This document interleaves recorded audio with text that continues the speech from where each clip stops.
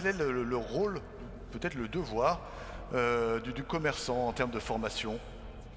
Aujourd'hui, en fait, on est vraiment sur cette problématique de transmission, de formation, d'implication. Et c'est vrai que sur le territoire, si aujourd'hui, et là je suis ravie de voir toute cette assemblée, j'ai été particulièrement émue par l'intervention de Florian Bourriot tout à l'heure, où on sentait cette importance d'une personne, il y a des connexions qui se font avec un apprentissage qui se met en place et puis d'autres histoires derrière, parce que bien souvent les apprentis continuent, sont salariés de l'entreprise, quand on voit que souvent aussi il y a des reprises d'entreprise, donc à chaque fois ce sont des très très belles histoires et ça commence effectivement au niveau de l'apprentissage et de la formation. Les formations, elles recouvrent tous les domaines, qu'on soit dans les métiers de bouche.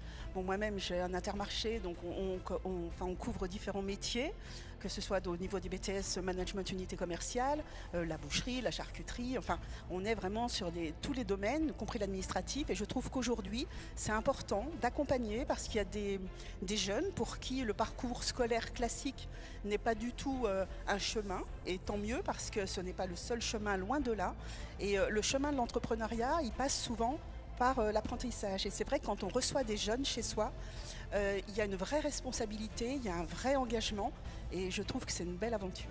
Et ben on va voir justement donc, quel est le lauréat du trophée de l'apprentissage et de l'alternance. Nous sommes très heureux de remettre le trophée aux établissements Laforie. Expliquez-nous déjà votre métier, avant de parler de ce que vous faites pour les autres, expliquez-nous déjà ce que vous faites. Donc je suis charcutier traiteur, mon père à Saint-Genis-Oléaire, donc c'est une entreprise où mes arrière-grands-parents ont commencé en 1920 à faire les marchés qu'à Saint-Antoine en fruits et légumes.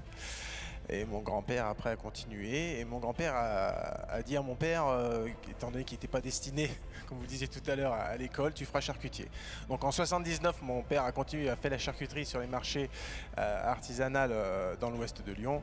Et puis moi, il m'a dit la même réponse que son père lui avait dit, t'es pas fait pour l'école, donc tu vas aller là-dedans. Bon, fort heureusement, j'en ai tiré mon parti et développé une charcuterie moderne et transmis tout ça bien évidemment à tout un tas d'apprentis que j'ai pu croiser sur mon chemin. C'est très simple parce qu'en fait ma vie c'est mon travail. Donc déjà tout s'emboîte facilement. J'ai mon épouse qui me supporte tous les jours, ça c'est bien. Non, je suis très fier des apprentis que j'ai pu croiser. Autant il y en a qui se sont mis à leur compte, comme vous disiez tout à l'heure, d'autres qui ont fait des concours et qui ont gagné des prix parce que je leur ai appris tout ce que je savais. Et tout ce cursus fait que je suis très satisfait de toute cette réussite. Dans les métiers de bouche, oui, parce que bon, c'est difficile parce qu'aujourd'hui le grand luxe c'est avoir du temps libre. C'est pas forcément gagner de l'argent. Donc nous, c'est difficile de recruter là parce qu'il n'y a plus de motivation. Et cette motivation, il faut qu'elle démarre déjà à l'école, dans les liens sociaux qu'on peut retrouver chez nous. Donc ça, c'est vraiment la motivation qu'il faut mettre en avant. Et après, derrière cela, honnêtement, c'est que du bonheur. Eh bien, un grand merci pour eux et pour nous aussi. Merci beaucoup. Félicitations.